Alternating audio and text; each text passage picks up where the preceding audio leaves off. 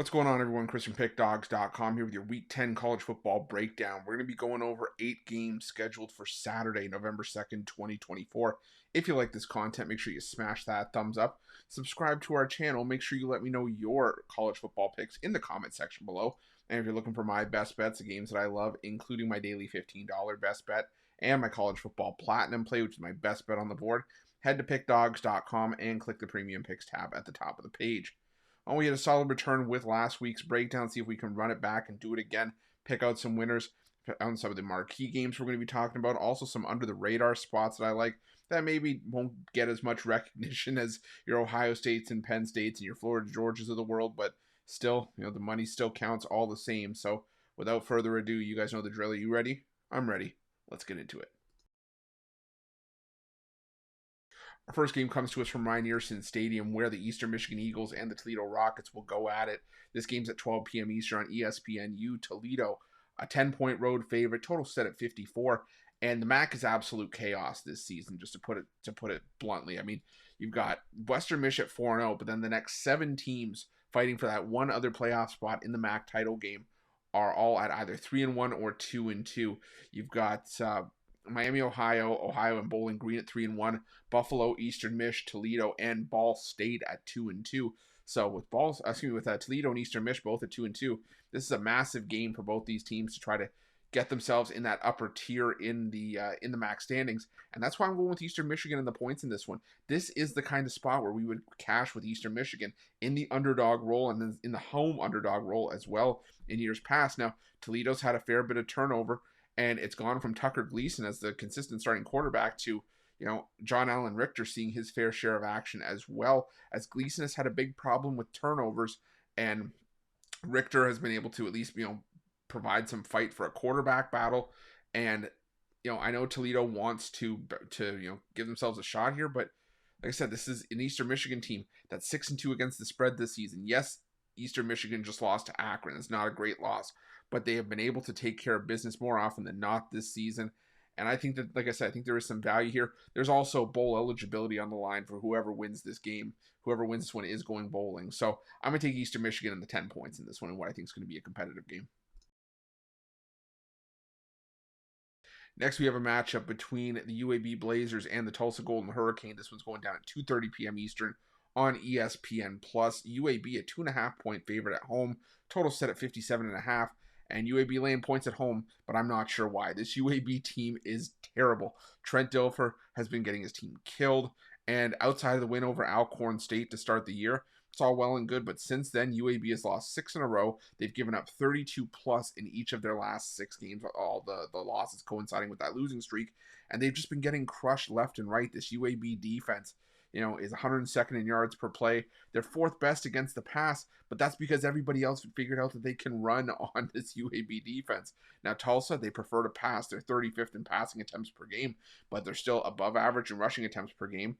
The rushing offense has been decent for Tulsa, at least decent enough that they can at least beat up on teams that, they are better than. And while some could clamor and say, well, UTSA is coming off of one of the biggest, comebacks of the college football season so far, trailing 35-7 in the first half against UTSA, to come back from 13 points down with 2:25 to go to win that game against UTSA.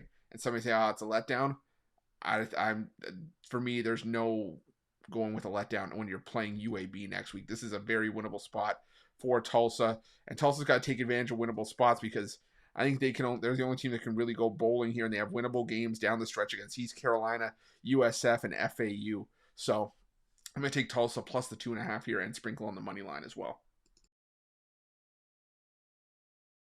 Now we had Everbank Stadium for a matchup between the Georgia Bulldogs and the Florida Gators. It's the world's largest outdoor cocktail party.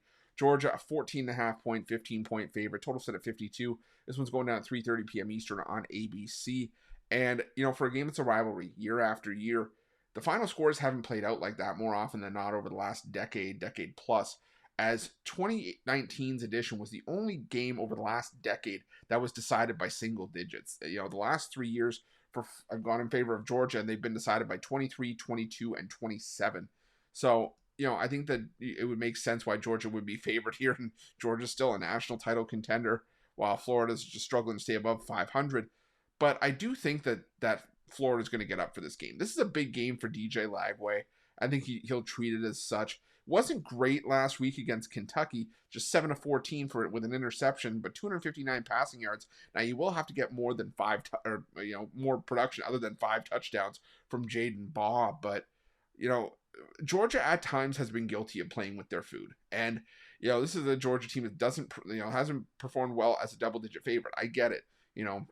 They should rightfully be favored by this number, but we've also seen Georgia go on the road, only beat Kentucky by 1, laying 21.5. Granted, that was the game before Alabama, so there was a look-ahead factor there, but they didn't cover against Auburn. They won by 18, laying 21, and they only won by 10 against Mississippi State, again with Texas on deck. But still, I just think that Georgia, while they'll treat this as a rivalry game, I think Florida will respond in kind. I think Florida could sneak in the back door. I think there's a reason that this number isn't in the 20s given the history between these two teams. I think Florida, has backdoor potential here. So I'm going to take Florida plus the 14.5, 15 points. It might tick up closer to kickoff, so you might want to take a wait-and-see approach. We now head to Memorial Stadium in Lincoln, where the Nebraska Cornhuskers host the UCLA Bruins. Nebraska laying 6.5. Total set at 39.5. This one's going down at 3:30 p.m. Eastern on the Big Ten Network. And, UCLA had that big performance against Rutgers last week. Really kind of broke out of their shell offensively. But that's not going to just erase from the memory banks what UCLA has been this season. And that's honestly nothing short of a disaster. I mean, let's call it like we see it here. Prior to the win over Rutgers, they had scored 17 points or less in all their other games this season. That includes the win over Hawaii, getting crushed by teams like Indiana, LSU, Oregon, Penn State. And yeah, you could say that UCLA, you play 4 teams that are right now in the mix in the college football playoff. Of course, you're probably going to lose those games. But Nebraska is no slouch at 5-3, and their only losses this season were to Illinois in a game they probably should have won. But then the last 2 losses have come in road games against Indiana, where they got crushed, and Ohio State, where they only lost that game by 4 and could have had a very good shot at winning it outright.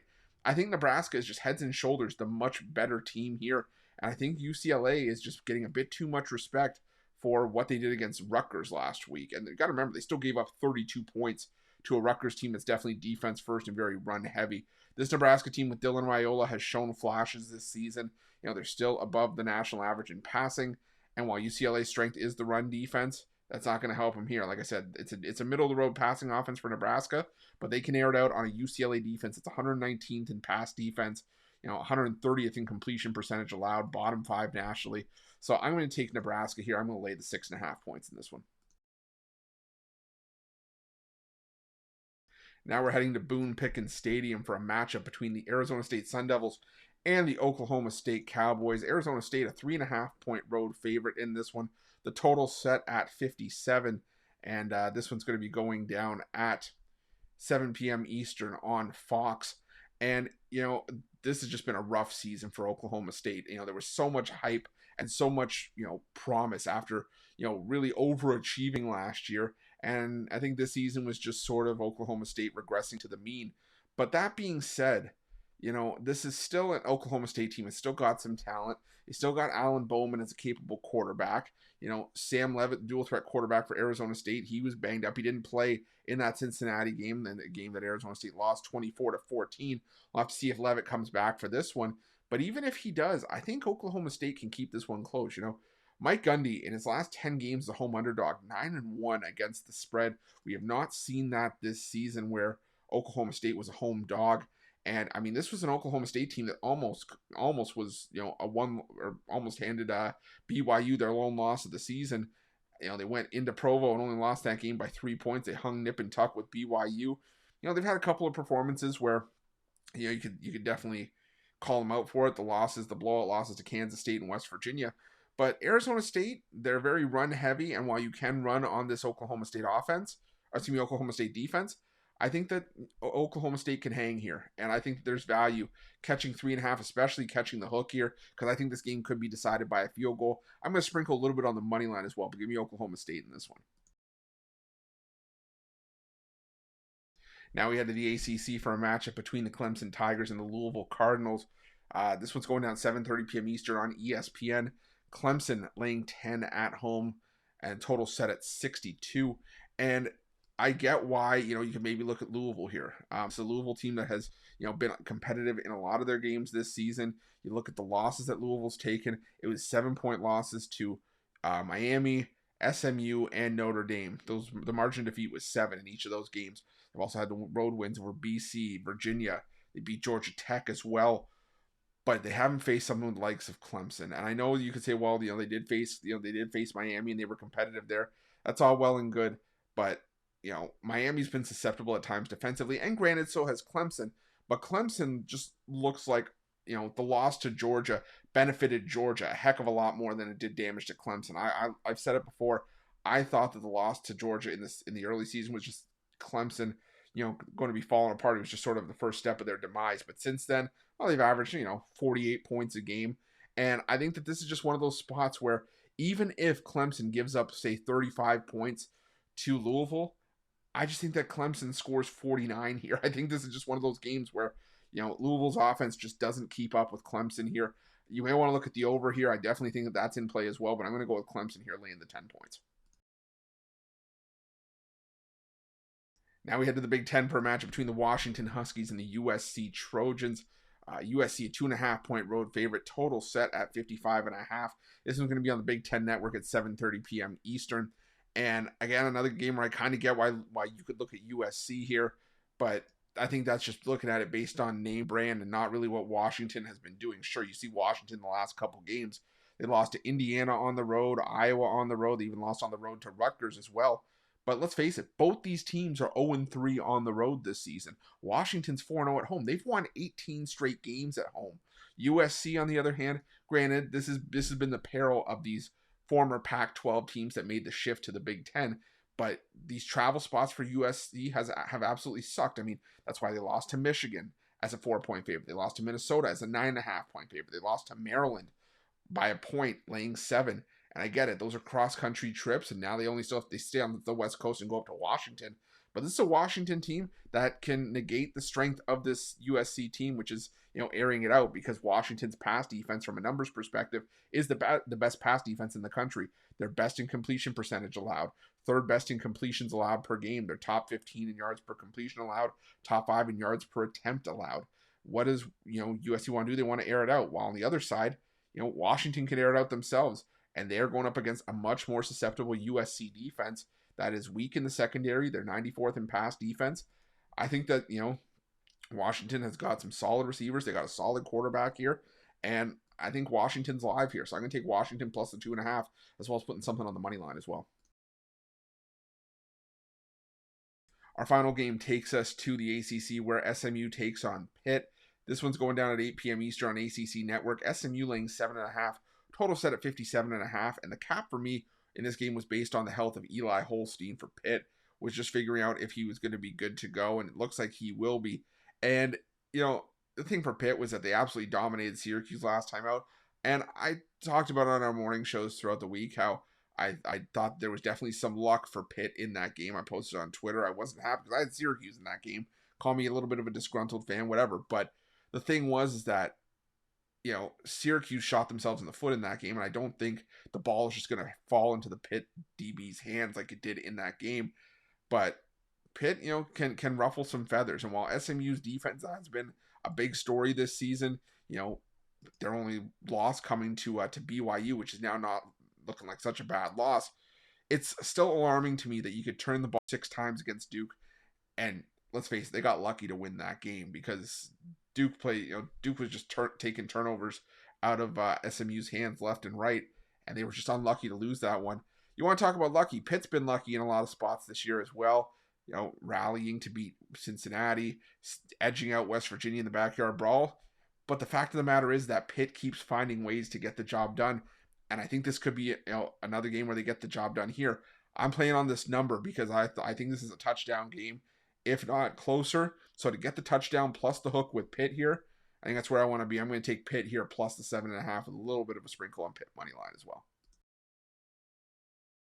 That's it. That's your Week 10 college football breakdown. I appreciate each and every one of you for joining me. Remember, if you like this content, smash that thumbs up, subscribe to our channel. Make sure you drop your college football picks in the comment section below. And if you're looking for my best bets, the games that I love, like I said, my $15 best bet, my platinum play for week 10, which I love. I already have it ready to go.